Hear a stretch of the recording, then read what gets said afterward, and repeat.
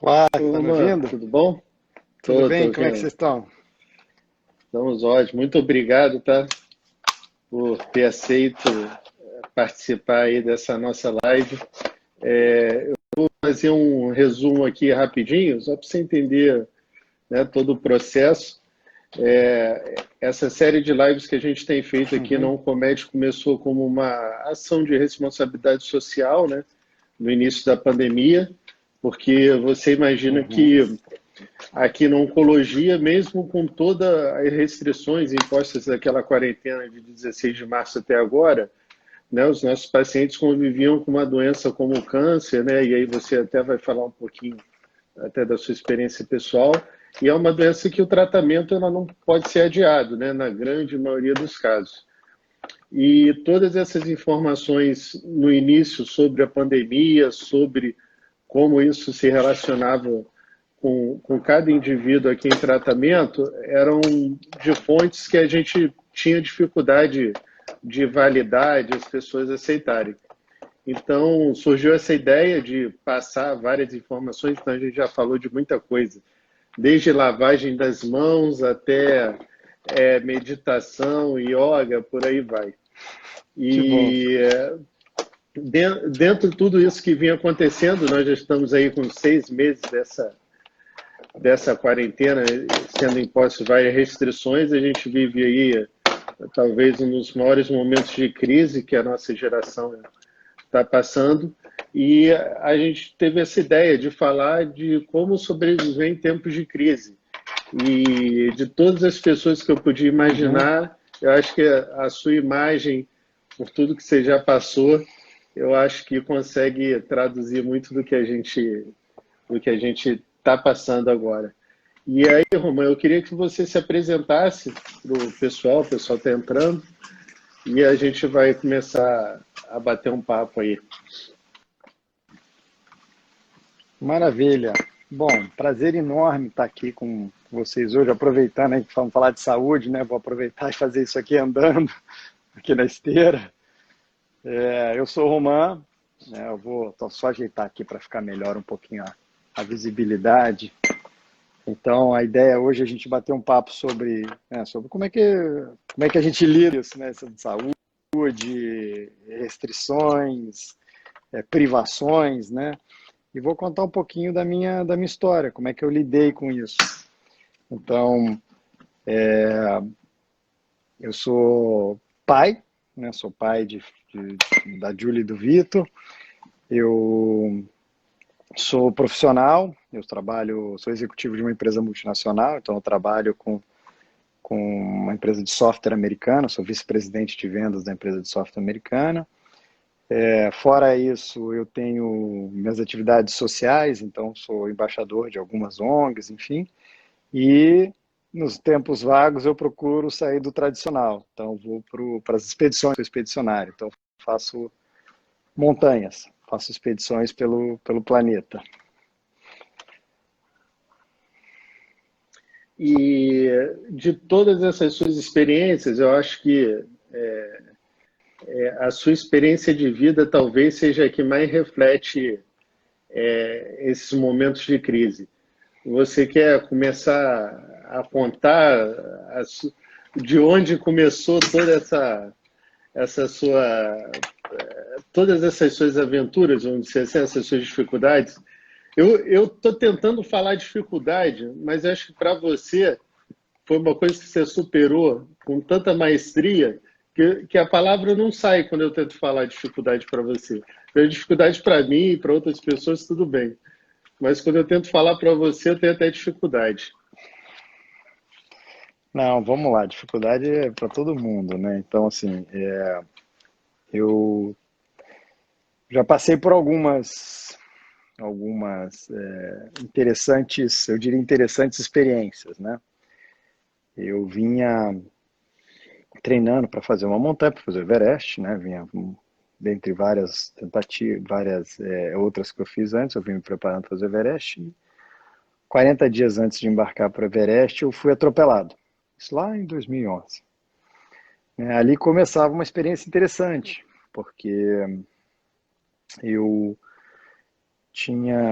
num dia, eram atletas que vinha treinando, excepcional, correu uma maratona pro fim de semana, pedalava 3, 4 horas por dia, né?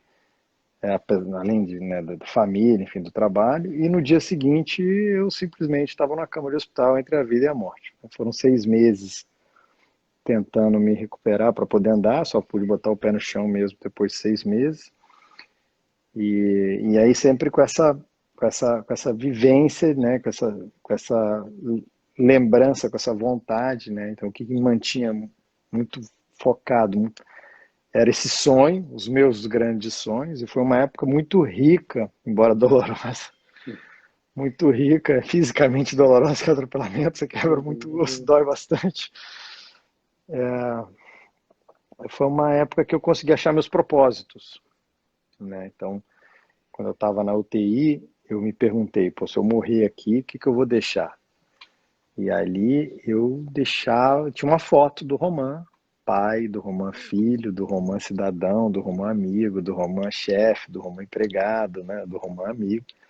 E tinha uma foto, era uma foto dos vários Romans. Aí eu já, na segunda, depois eu tinha saído da UTI, né, na cama ainda de hospital, muito tempo para pensar. Eu fiz a segunda pergunta, que talvez tenha sido o maior insight da minha vida, que foi, bom, não morri, mas e se eu tivesse morrido? O que que eu gostaria de ter deixado? Então um era a foto da realidade e o outro era o desenho do desejo, né? E eu tomei a decisão que tudo que não era igual, né, essas respostas de cada uma dessas dimensões eu ia mudar. Então, o Roman pai, desejo versus realidade, o Roman filho, desejo versus realidade, o Roman marido, o Roman amigo, o Roman... E eu consegui olhar para tudo isso de uma forma, né, com 6 meses de cama, né, muito tempo para pensar, eu consegui olhar de uma forma muito clara, né, o meu pragmatismo. Eu sou físico por formação, então sempre tive uma cabeça muito pragmática nesse sentido, muito científica, né? E eu olhei para essa situação e consegui agrupar nos meus 4 grandes objetivos de vida. Então, o que eu falo são os meus propósitos. Então, eu olhei para todas as respostas, né? Essas comparações entre o desejo e a realidade.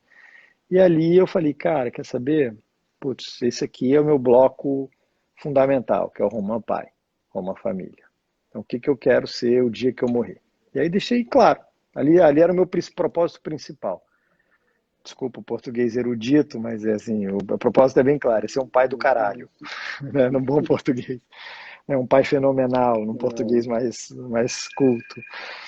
E ele tem uma métrica muito simples. O dia que eu morrer, os meus filhos vão falar, esse cara foi um cara do caralho, esse cara foi um cara fenomenal. E isso engloba todas as outras coisas, mas esse é meu propósito principal. Saí com o segundo outro propósito, que é a minha parte mais profissional, né? Então, onde eu quero chegar, um dia antes de eu me aposentar, onde eu quero estar, né, profissionalmente. Saí com uma terceira dimensão, que é a minha dimensão esportiva, barra religiosa, barra espiritual. O meu esporte é para mim uma forma de espiritualidade, é como eu me conecto comigo mesmo, como eu me conecto com a natureza.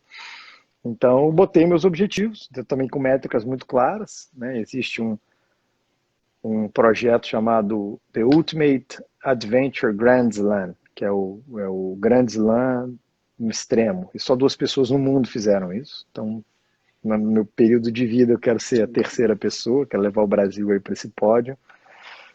E o meu quarto propósito, minha quarta dimensão fundamental, que é a parte social. Eu quero adicionar valor à humanidade, né? Qual é o meu impacto, qual é a minha contribuição, que não seja só para mim, né? Então, ali nesse período, ele foi muito rico nesse aspecto, embora eu consegui transformar aquele período num período muito produtivo, muito rico, né? Muito frutífero, e encarar aquilo que eu passei de uma forma, essa experiência de quase morte, de privação, né? Foram 6 meses de cama, muito parecido com o que a gente está passando aqui, né? Não é de cama, mas é de casa, né? Logo em seguida, isso foi em fevereiro de Agora, 2011, só fazer uma e pergunta na para você sequência... para contextualizar com as pessoas, os pacientes que estão nos ouvindo. Você passou esses 6 meses, que eram 6 meses difíceis, e conseguiu fazer essa associação mas obviamente que todos esses caminhos que você estava traçando e que você tinha que encontrar, para você chegar àquilo, você, de certa maneira, precisa de saúde, né? A gente não tem como imaginar nenhum desses caminhos. E como é que você se via naquela situação restrito? Você conseguia se enxergar lá na frente numa situação melhor, em que você conseguiria encontrar todos esses caminhos, chegar em todos esses pontos onde você queria chegar? Eu acho que essa é a grande beleza da história. Você ter o sonho, você agarrar o seu sonho, né? Você olhar lá na frente e falar assim, tá, eu estou passando aqui, é só catei um buraco, furei o pneu, né? Tem que trocar o pneu. A estrada é longa, a viagem é longa, onde eu quero chegar, né? Então, a analogia a metáfora da viagem no carro é muito parecido. Se eu quero ir para o outro lado do planeta de carro, eu catei um buraco aqui, é só uma parte do trajeto, que no longo tempo, na minha vida inteira, ela vai passar. Então, é como eu consegui criar fôlego, né? Eu me apeguei às visões, me apeguei a essas projeções do Roman no futuro, né? Que ele quer, eu quero sobreviver e quero ter uma vida plena, né? Plenitude é uma palavra que me acompanha muito. Plenitude, eu defini esses quatro grandes propósitos na minha vida. Então, eu me agarrei a esses propósitos e falei, tá bom, todo dia eu acordava e falava, o que eu preciso fazer hoje para dar um passo em direção ao Everest, por exemplo, faz parte, né, do meu propósito esportivo, fazia parte do meu propósito esportivo. Bom, ainda faz, mas esse já foi feito. Né? Então, e eu fui assim, eu fui me alimentando dos meus sonhos, dessas visões que eu criei. Primeiro eu criei meus sonhos, criei minhas visões e depois fui me alimentando delas, né? Elas foram serviram de combustível. Esses sonhos serviram de combustível para eu poder vencer o dia de hoje, o dia de amanhã, o próximo passo. Poxa, eu quero chegar até o cume do Everest, eu tenho que sair da cama primeiro. Eu tenho que sobreviver, sobreviver à trombose, depois da trombose sair da cama. Né? Quando eu passei esse período que eu comecei cada vez mais força, fazer fisioterapia, ia ganhando força, força mental, força espiritual, força emocional, né? E chegou, isso foi em 2011, né? Chegou em janeiro de 2011, fazer uma segunda cirurgia para poder, de 2012, perdão, quase um ano depois, 12 meses depois, de fazer uma segunda cirurgia corretiva. E em fevereiro eu descobri um câncer. Eu falei, puta, olhava para cima assim, eu falava, então, dá para me contar o que está acontecendo, qual é o plano, né? Bom, você que está em cima, qual é o plano, né? Próximo Pô, capítulo. sério, eu acabei de passar por um período de um ano, né? Assim, de tentar voltar a andar, ainda estava de muleta e de repente, pá, descobri um câncer, né? E mesma coisa, me agarrei, assim, para eu poder ter forças e seguir adiante, eu me agarrei aos meus propósitos, aos meus sonhos e fazia disso o meu dia a dia. Então eu acordava na maior depressão, e olhava para o meu sonho, e em cima do meu sonho eu ganhava força de correr, de fazer o que tinha que fazer. E fui muito pragmático, né? Fui muito pragmático. O que tem que ser feito? Consultei bons especialistas. Tem que se fazer isso. Tem que operar. Tá bom, então vamos lá. Vamos fazer A, B, C, D. Um protocolo mesmo. A parte processual era tem que fazer, ponto, faça logo. E a parte emocional, psicológica, estava lá no sonho, estava lá no propósito. Vou fazer isso logo, rápido, para me recuperar logo, para começar a voltar para o meu caminho, né? Voltar para a estrada, né? Trocar o pneu. Tinha acabado de trocar o pneu, catei um outro buraco, o pneu rasgou, quebrou a roda. E Só troca a roda. E essa recuperação, não sei se você acredita nisso, mas eu acredito. Se você não acredita, eu acho que você passou por isso. Você acredita que a mente, né, no momento de dificuldade, que tem que lidar com um estado de saúde mais complexo, com respostas físicas que você não estava habituado, e eventualmente você tem que se motivar nessa busca de uma melhora, motivar um comportamento diferente daquele que você está tendo? Você acha que a mente ajuda a controlar o corpo nesse sentido da gente conseguir um objetivo melhor, seja ele num tratamento ou numa recuperação como a sua? Você acha que isso existe? Aí você vai falar se você acha ou não, e eu vou falar o que a gente depois, o que a gente já tem de estudos nessa área.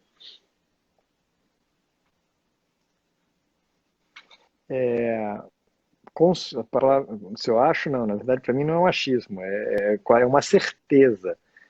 Eu acredito que nós somos capazes de absolutamente tudo. Não existe impossível para a mente humana, para o ser humano, para o corpo, para nós como um todo. E que o corpo só é uma resposta a isso, resposta aos nossos sentimentos. Então não é só a mente, não, o coração também, né? Então as coisas estão juntas, né? O corpo, a alma, o coração e a mente, né? São pedaços de um mesmo ente. Eu acredito muito na mente positiva, né? Eu acredito no positivismo. Eu acredito que eu costumo brincar com os meus filhos, né? Eu falo, o pensamento destrói, o pensamento constrói, né? Então, quando eu fui fazer Everest, as crianças, né, têm medo, vai morrer, então eu falava, o pensamento destrói, o pensamento constrói. Então, assim, não fica imaginando uma avalanche, uma greta, um acidente. Por contrário, imagina uma escalada, um sucesso. E é uma habilidade, tá? Isso é uma habilidade, isso não é um dom, não, isso é uma habilidade. A habilidade de você, estando com ela, né? Você sempre olhar o lado positivo. Eu estava brincando com ela sobre aquela velha história do copo cheio e do copo vazio, né?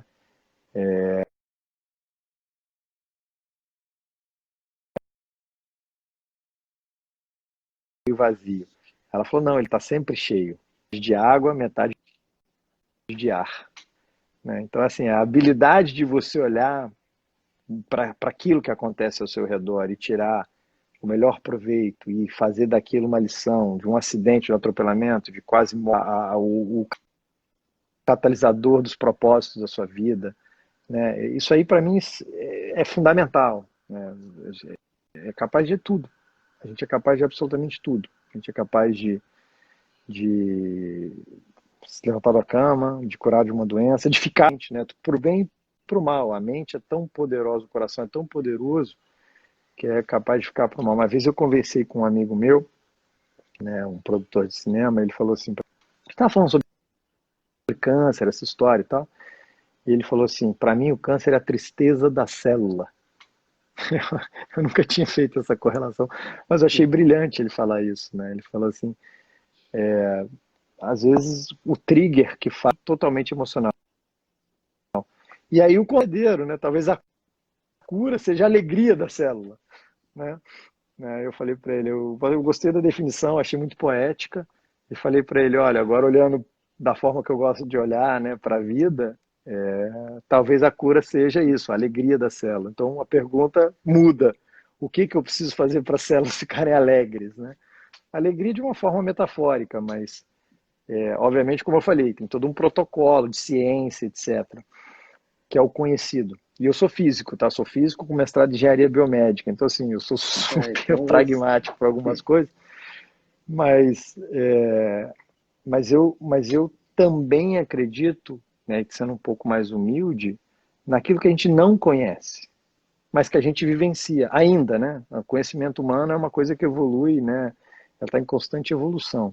Então, o que a gente vai conhecer do corpo e da mente e do coração humano, daqui a, não o coração físico, né, mas a parte emocional, né, a neurociência que está nascendo sim, ainda, sim. está embrionário, ela, de repente, ela é capaz, daqui a 100 anos, a gente vai olhar para trás e falar, poxa, a gente conhecia tão pouco, né, a gente achava que conhecia. Então, se a gente, mas uma coisa para mim funciona muito bem, né, e em geral eu vejo de forma muito empírica nas outras pessoas, o positivismo, o cérebro positivo, ele é muito poderoso. Ele é muito poderoso no sentido de você construir e destruir, né, coisa. Por isso É, que eu falo. e você falou em neurociência, recentemente a gente teve até um estudo que avaliou essa questão, né, pegou o efeito placebo, né, pegou um grupo de pessoas que estava fazendo um tratamento de dor e elas sabiam que elas iriam tomar um determinado medicamento sem saber se exatamente aquilo causava uma melhora e foram orientadas a seguir com essa crença de que era o medicamento de fato e fizeram uma avaliação da quantidade de receptores para algumas determinadas substâncias que são opioides, que são substâncias que a gente também tem dentro do organismo, opioides endógenos. E, por incrível que pareça, as pessoas que acreditavam que estavam tomando o remédio, que diziam que acreditavam que estavam tomando o remédio verdadeiro, eram os que tinham maior níveis de opioides. Ou seja, o fato de você acreditar em alguma coisa fazia com que seu corpo se defendesse. E também tem alguns outros aí estudos, alguns outros exemplos, por exemplo, os estudos de prática de meditação, né, alguns estudos mostram que a gente consegue elevar algumas substâncias, né, algumas substâncias protetoras, interleucinas, a um ponto disso conseguir fazer com que nosso sistema imunológico funcione melhor. Então, o fato de realmente você acreditar naquilo que você está fazendo já muda todo o ambiente. E aí, entrando naquilo que você falou, né? Você muda o ambiente, a célula sai do ambiente triste para o ambiente alegre. Estando no ambiente alegre, a sua chance de adoecer é muito menor, né? Inclusive, foi essa a minha motivação de sair da física. Eu trabalhava no acelerador de partículas e fazer meu mestrado. Meu mestrado foi em indução neurosensorial. Era justamente essa ideia, né? Como é que você consegue induzir, seja externamente ou internamente, né? Fazer indução neurosensorial. Mas eu acredito muito nisso. Eu acredito nessa nossa praticamente infinita capacidade. A gente conhece muito pouco do cérebro não consciente, né? A gente conhece muito pouco. Eu gosto muito do exemplo do sonho. E aí provavelmente muitas pessoas já viveram isso. Uma vez eu tive um sonho vivo que eu estava caindo, assim, caí, quebrei as pernas, né? No dia seguinte eu acordei, cara, não conseguia pisar. Não conseguia pisar. Fisicamente meu corpo não tinha sofrido nada. Mas a emolução, ou seja, né, a virtualização, né, daquele acontecimento, meu corpo reagiu como se eu tivesse quebrado as pernas, não conseguia pisar no pé e tal. Outro caso muito clássico é a poluição noturna, né? Você não tem nenhum estímulo sexual e acorda como se tivesse tido um orgasmo, né? Então, você não tem nenhum estímulo físico, é pura imaginação, é pura simulação. Então, o corpo responde àquilo que você faz, o corpo te escuta. A semântica é muito importante, né? Eu falo isso as palavras têm muito. Você tem uma palavra que a neurociência explica isso, ela fala muito da importância da escolha das palavras, né? Você pode gerar raiva ou gerar alegria com a mesma mensagem, dependendo como você fala, do tom que você fala, para outros e para você também. Né? Você se autoestimula, se autodesestimula com a forma que você fala. Essa questão de desestímulo que você falou agora, eu acho que para o tratamento nosso eu vejo acontecer muito. Quanto mais o paciente pensa sobre a incapacidade, mais essa incapacidade vai se tornando difícil para ele. Isso é uma coisa que, seja qualquer situação, por exemplo, a gente tem pacientes, por exemplo, que a gente precisa que percam peso, né? Quando só do fato dela achar que não vai conseguir, já leva ela a não mudar nenhum hábito, né? Ela já tem essa coisa pré-emptiva, eu não vou conseguir, então eu não vou modificar. E acaba caminhando mais numa direção mais contrária ainda ao objetivo que seria melhor, né? E isso tem a ver com alguns critérios importantes, né? Primeiro, acreditar em você mesmo. Acho que o primeiro de tudo é a crença, né? Assim como você acredita em um Deus Salvador, você pode acreditar num humano Salvador, você mesmo. Né? Então, assim, eu consigo me salvar. Ponto. Esse é o ponto de partida. Eu sempre acreditei nisso. Eu consigo me salvar de uma queda, de uma greta, de um braço quebrado. Eu fui uma criança muito levada. Né? Eu quebrei os 2 braços de uma vez. São 6 fraturas de uma vez só. Então, eu aprendi muito cedo, isso com 10 anos de idade. Eu aprendi muito cedo a lidar com a dor. Né?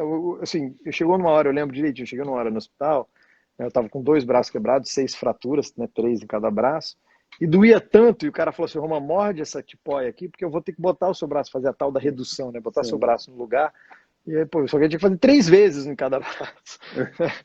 E eu falei assim, não vou mais sentir dor, não dá, não aguento mais sentir dor, então eu vou parar de sentir dor. E ali eu aprendi a gerenciar a dor com 10 anos de idade, pelo fato de eu não aguentar mais sentir dor, eu falei, vou parar de sentir dor. né? E, assim, Sim, sabe? desde aquela época eu lembro claramente essa minha insistência, talvez, essa coisa de garoto teimoso, de garoto de falar assim, cara, não vou fazer isso, não quero fazer isso, não quero mais sentir dor, não vou mais sentir dor. E aí achei um jeito, né, inconscientemente, e reforçado pela consciência de dizer, não aguento mais a dor, vou parar de sentir dor. Eu me anestesiei. Cara, o primeiro braço doeu muito, o segundo eu nem lembro. Olha só, a memória, né? Eu tenho Sim. 45, há 35 anos atrás isso aconteceu comigo. A lembrança que eu tenho que o direito foi absurdamente dolorido, o esquerdo foi tranquilo. Não, a Né? dor, E era então, exatamente. a dor eu acho um fenômeno fantástico. E isso que você falou acontece, né, gente? Igual eu falei aquele exemplo, as pessoas que acreditavam que aquele medicamento placebo era efetivo sentiam menos dor. E o contrário também, a pessoa muito ansiosa ou que tem muita vigilância leva ao aumento da dor, aumento de outras respostas. Aqui na quimioterapia, por exemplo, a gente tem casos que o paciente que chega aqui já chega com enjoo. Ela nem aplicou ainda o medicamento. Só o fato dela saber que aquele medicamento pode causar náusea, vômito, ela só de olhar aqui, olhou a fachada da É, clínica, já sente o enjoo. Então a gente às vezes tem que trabalhar a mente antes do corpo até. eu Existe essa acredito, eu acredito nesse conexão. quarteto, né? Na alma, na mente, no coração, né? E no corpo. E é um quarteto que se autoalimenta. Né? Qualquer uma das peças que puxe, né, para baixo, se você as quatro te puxarem para cima, eu acho que é a hora que a gente chega. E cada um tem o seu jeito de chegar lá, de achar lá. Né? Eu tenho o meu. Meu é muito por isso que o esporte é um pilar. O meu é o esporte. O esporte. Então, assim, não é só o esforço físico, mas é a conexão comigo. Né? Eu consigo falar comigo, eu consigo me escutar, eu consigo me entender, né? Seja pelos tempos fazendo esporte, seja pela introspecção. É um tempo que sou eu, estou comigo, estou prestando atenção numa pisada de corrida, numa abraçada, numa pedalada, sabe? Eu estou prestando atenção em mim.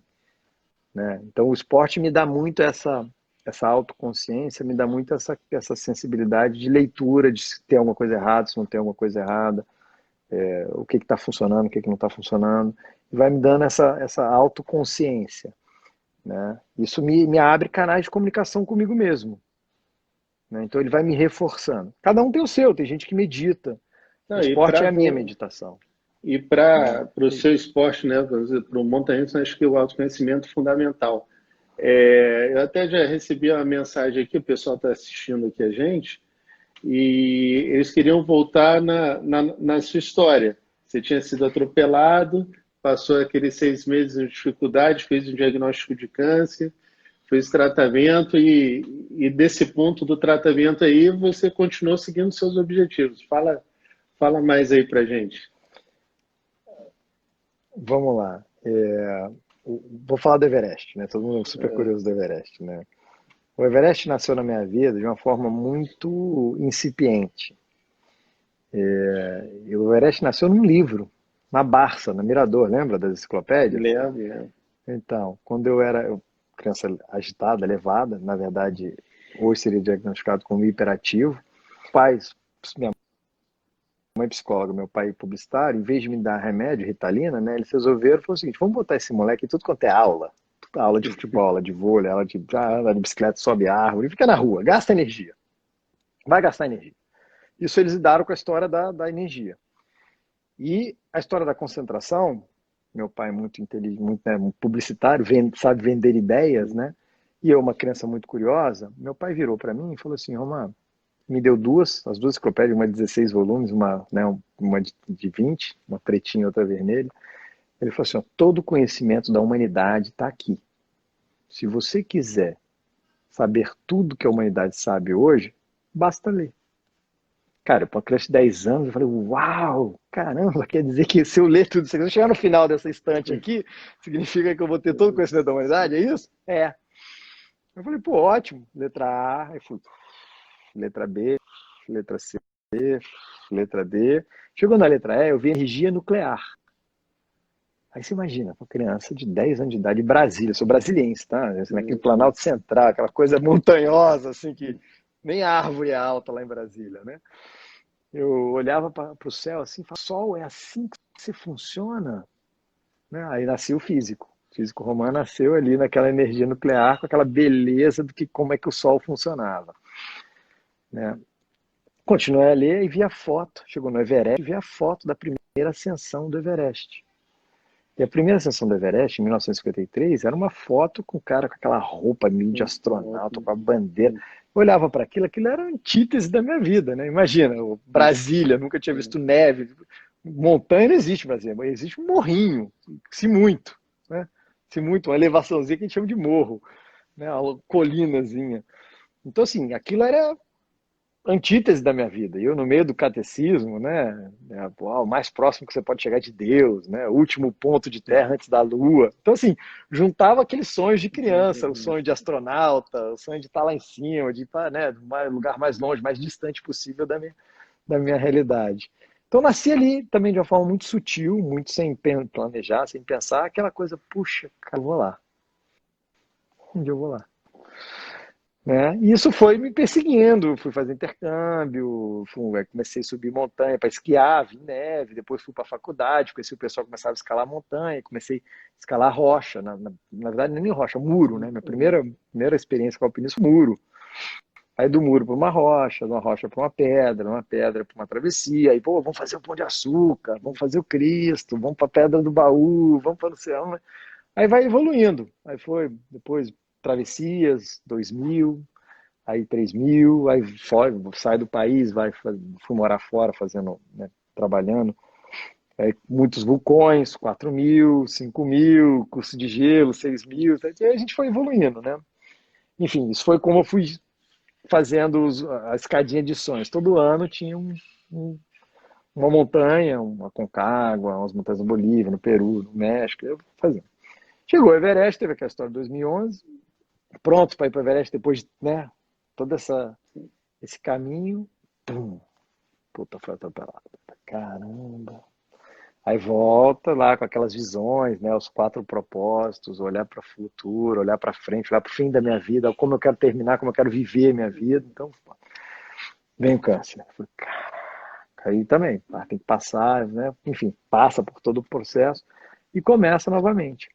E aí um amigo meu, que é um repórter da Globo, Cleiton Conservani, né, que esteve comigo em várias das montanhas, ele falou assim, Roma, vamos fazer um programa, eu estava na época fazendo um programa chamado Planeta Extremo, né? E aí ele falou assim, Roma, vamos fazer um episódio do Planeta Extremo, contar a sua história, porque o Planeta Extremo tem, né, tem uma pegada motivacional, assim, acho que as pessoas, você não é um atleta profissional, não é igual um jogador de futebol que vive disso, você é um cara que tem a sua vida e ao mesmo tempo tem um lado B aqui, né, super... Né? Eu falei, cara, vamos, só que, pô, tava de muleta, né, tava ainda no tratamento do câncer e tal. Ele falou, não, vamos fazer uma ultramaratona. Eu falei, Cleiton, tá maluco, cara?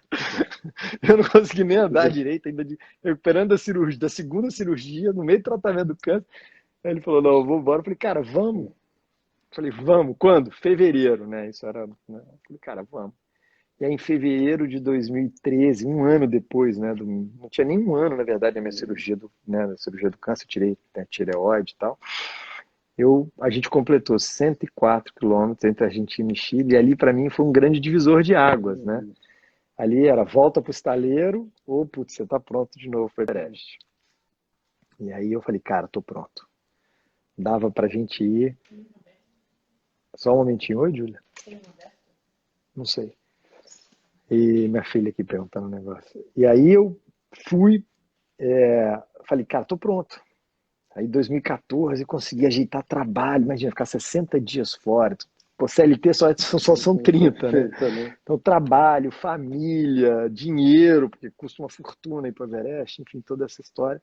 Consegui, com conjuntura dos astros, pum, cheguei. Fui lá, fiz aquela caminhada, cheguei no campo base, falei, caramba, tantos anos. Ó, 85, quando eu vi a foto, 2014. Ó, quase 30 anos. Separavam o começo do sonho e a possibilidade. Chegamos no dia 18, dia 19, chegamos no dia 19, isso, dia 19, chegamos no dia 19, no campo base, e dia 20, pum, caiu uma avalanche. Dia 20, não, chegamos dia 19 com a base, dia 20 a gente fez a cerimônia do Puja, dia 21, caiu a avalanche, cara, mata 16, fere 42, fecha o país. Aquele negócio virou uma... Aí em 2014, não sei se vocês lembram, teve uma avalanche, a maior avalanche que já teve na história do Everest. Aí volta para o Brasil. Fala, caramba, cheguei tão próximo aqui na linha de largada, que é o campo base, na verdade, embora se leve tanto tempo para chegar, são 8 dias caminhando até chegar ao campo base. Mas para chegar ali, né, a hora que vai dar largada, fecha tudo, cai tudo, enfim. E todo mundo falava, Romã, você não entendeu ainda, cara? Toda vez que você pensa em fazer Everest, acontece alguma coisa. Pô, lá em 2005, quando vocês pensaram em fazer pela primeira vez, você não tinha patrocínio. Em 2006, que você arranjou patrocínio, você mudou de emprego, não tinha férias. Né? Aí eu perdi um amigo, em 2006 morreu um amigo, né, que escalava comigo, enfim, ele foi, o Everest acabou ficando lá.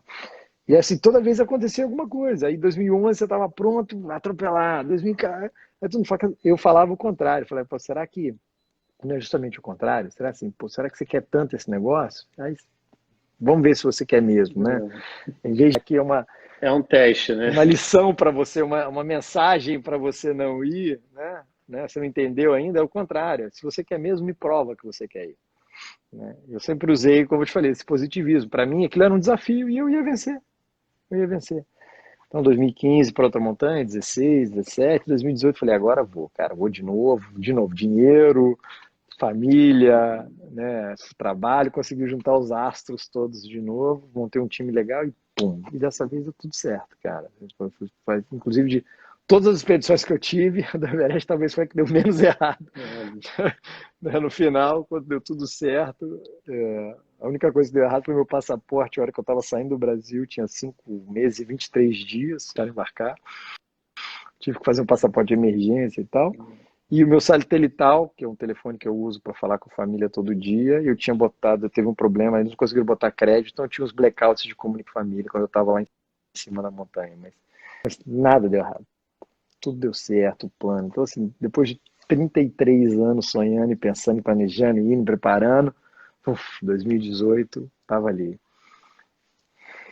Não, essa é realmente, assim, a história de superação talvez seja uma das maiores que eu conheça. E você ainda não terminou, né? Agora você está pensando no Grand Slam. Que história é essa aí de Grand Slam? Eu só vou terminar no meu leito de morte. Eu falo para aqui em casa que eu vou morrer com 125 anos. Então tem mais 80 pela frente. Então, assim, tem muita coisa para fazer com 80 anos ainda pela frente. Todo ano inventa brincadeira. Esse ano era para eu estar no Paquistão, né? Aí todo mundo está perguntando aqui, depois de tudo isso eu voltaria? Não voltaria, não. Eu vou voltar. Dentro do Sete Cumes, tem um projeto chamado Sete Cumes. Eu fiz 6 deles, 4 no inverno. Eu quero fazer os 7 invernais. Nenhum humano fez isso ainda. Nenhum humano fez os 7 cumes invernais. É o maior de cada continente. Então eu já fiz 4. Até agora você já fez 4. E esses 4 que você fez... 4 no inverno. Esses 4 que você fez no inverno. Foi difícil aí, né? Pelo menos, né? Você tem que contar uma dificuldade. Foram experiências mais frias da minha vida. Qual foi o pior em termos de dificuldade? Que é aquele que você... O que você pensou assim? Não, agora realmente eu estou numa situação... Passou por alguma situação assim... Não, agora eu estou numa situação de morte. Vim aqui claro. E vim errado. A Concagua eu quase morri. Denali eu quase morri 3 vezes no mesmo dia. Não, Denali a Concagua é aqui na América do Sul e Denali é na América do Norte, no Alasca. No Elbrus foi a experiência mais fria da minha vida, menos 65. Então, assim, cada uma tem uma historinha. Cada uma delas tem uma historinha... Mas todas elas são grandes aprendizados, assim, eu tiro grandes lições de cada uma delas, né? A Concagua me ensinou o poder do trabalho em equipe, me ensinou o poder da motivação emocional, que eu chamo de limite emocional, né? Que é sobrefôlego. A psicologia fala muito do sobrefôlego. O sobrefôlego, ele não está associado ao limite físico, nem ao limite psicológico. Ele está associado ao limite emocional. Quão emocionalmente você está impulsionado pelaquele objetivo, pelaquela sua visão. Né? É a história do coração. Eu estava morrendo, tinha desistido, estava tão cansado, chegou numa parte que eu estava absolutamente cansado, exausto, ponto de exaustão, que eu simplesmente sentei e falei, chega, eu estava literalmente com 4 dedos congelados do pé e por comer barrinhas e power bars e power gel, estava todo cagado. Assim, tudo bem, a menos 40, são pedrinhas de gelo ali dentro do sult. mas eu estava numa situação que, cara, já não quero nem subir nem descer, quero deitar e dormir, né? Que é exaustão física mesmo. E um amigo meu me lembrou que aquilo era 2004, na época. A Júlia tinha nascido em fevereiro, estava em agosto, era 8 de agosto, segundo domingo de agosto. E esse segundo domingo de agosto é o Dia dos Pais. E esse meu amigo, meu parceiro de escalada, falou, cara, sabe que dia é hoje? E a ideia de dar para minha filha a orfandade para o resto da vida era simplesmente inaceitável. E com a ideia de que eu não posso morrer aqui hoje, porque eu não vou morrer no Dia dos Pais, eu levantei, subi, fiz o cume, depois mais 12, 13 horas para descer, cheguei no lugar eu já tinha desistido, já não tinha mais energia para nada. Mas simplesmente a ideia de morrer e dar a orfandade para minha filha, né, que era o meu combustível emocional. E ali, né, quando eu voltei, fui conversar com minha mãe sobre a experiência, ela me contou esse conceito do sobrefôlego, né? Sobrefôlego é um estado de espírito que a psicologia define como sendo o seu estado de vigília mais longínquo, né? Mais aguçado, né? Você está ali, depois do estado de guerra, né? Você tem um sobrefôlego, que é quando é situação de vida ou morte. E se você não tem essa boia salva-vidas emocional, ou seja, seu propósito, né? Eu não estava ali para morrer.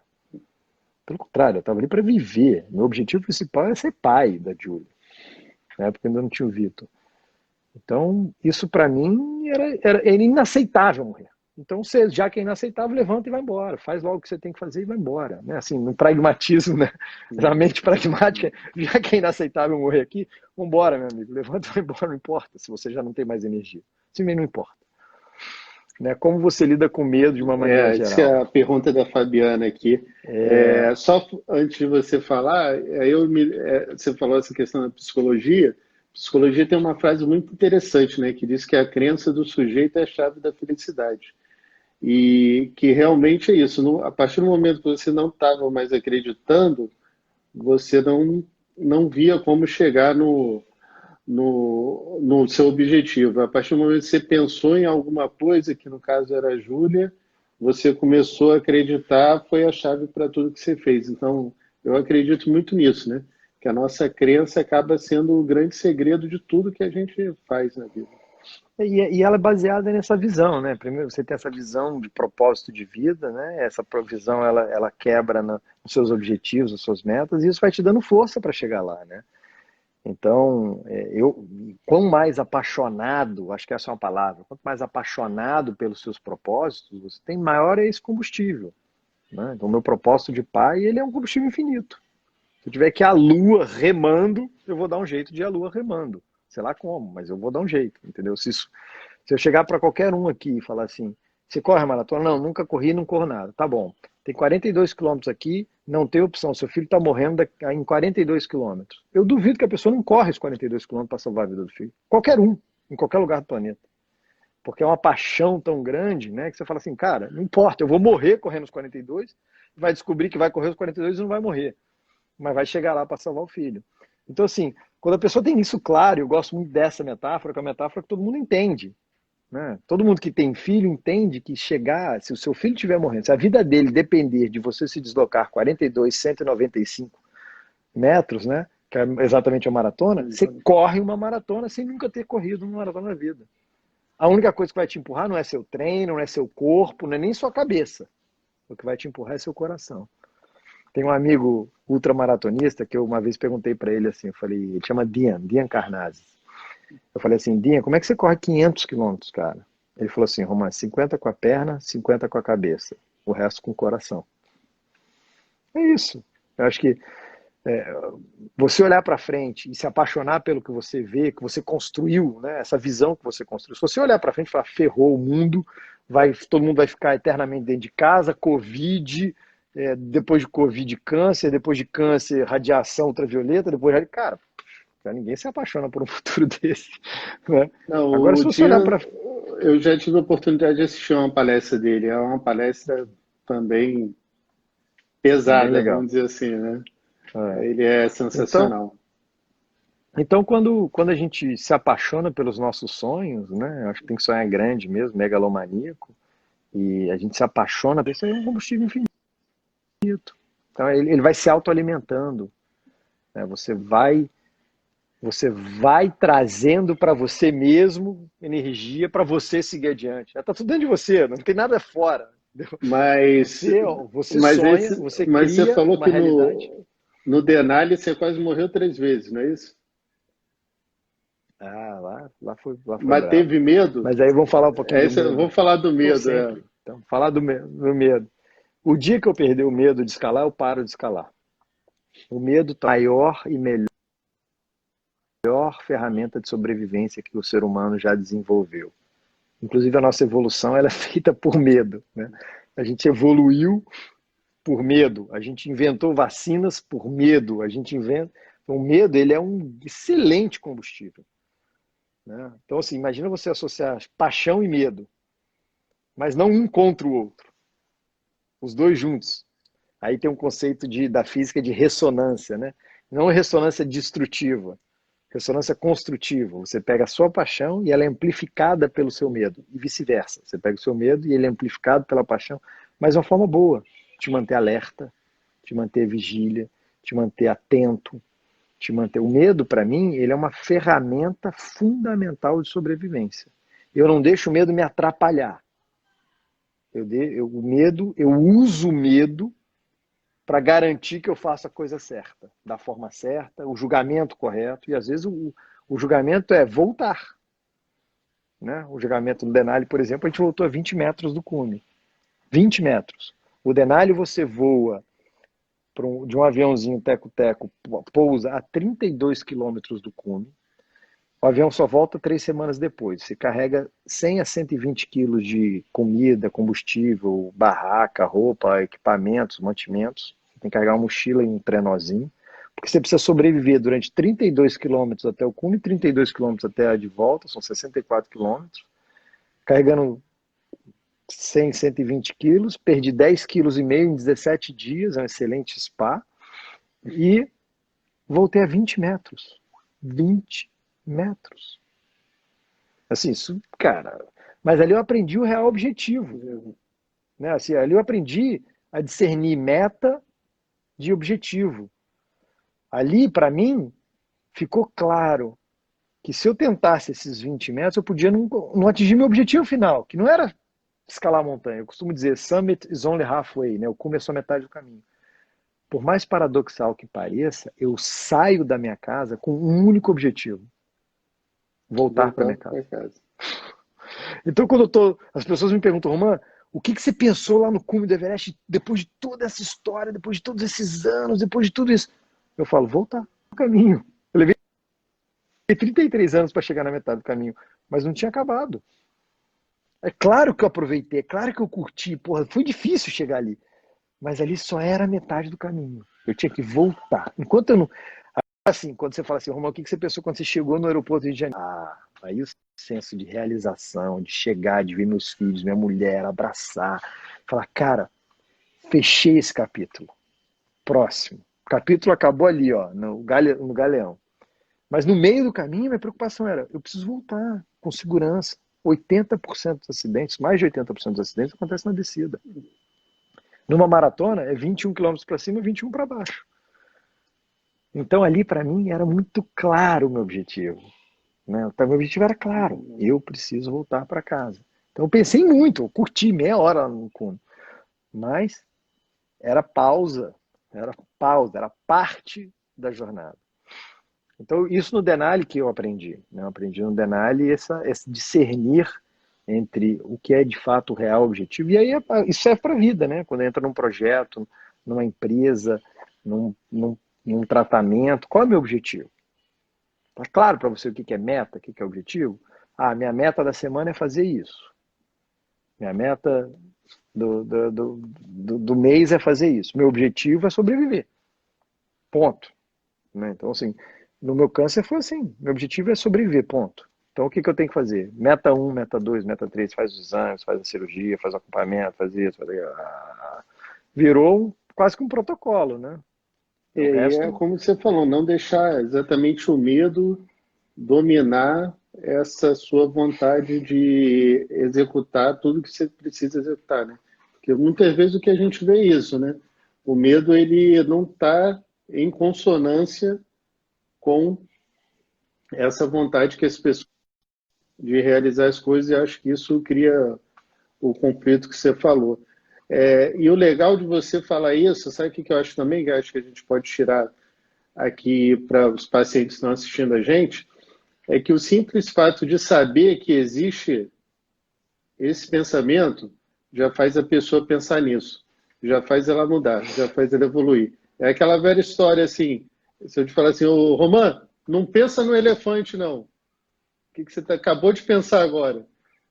Mas não pensa no elefante aquele com a orelha grande tipo o Dumbo, não. Aí agora o Dumbo está aí na sua cabeça. e branco. Pronto. Então, o simples fato da gente trazer isso para as pessoas, que elas têm esse poder, já começa a plantar uma sementinha e desenvolver isso. Você que gosta de neurociência, acho que concorda aí com isso, E né? se você, assim, eu sempre me imagino numa situação bacana, né? Falo assim, poxa, eu tô aqui no frio, a -40, congelando, sem tomar banho há 40 dias, dormindo em cima de pedra e gelo. Mas eu olho e falo, cara, eu quero voltar, imagina eu contar essa história que nós estamos contando aqui agora, que eu, assim, eu conto, eu revivo todas as emoções. Eu me imaginava lá na frente, filhos, contando para meus netos, contando para meus amigos, dividindo com vocês, assim, né? A crença que isso é um negócio bom. O sofrimento passou, cara. É claro que eu sofri pra caramba. Né? Você escalar durante, sei lá, o dia do cume, que você começa no campo 3, vai pro campo 4, faz o cume, volta pro campo 4. São 40 O horas Instagram fazendo está dando esforço sem mais um dormir. minuto para a gente só agora. Eu acho que Então, a ideia era acho que falar muita coisa, acho que você foi assim além até do que a gente poderia passar de mensagem. Aí eu vou te dar 30 segundos para você falar aí sua palavra final e te agradecer muito aí pela presença e pela live. a única mensagem que eu deixo é o seguinte, gente, eu costumo dizer assim, ame a vida que você viva a vida que você ama. Love the life you live, live the life you love. Em inglês fica mais bonito.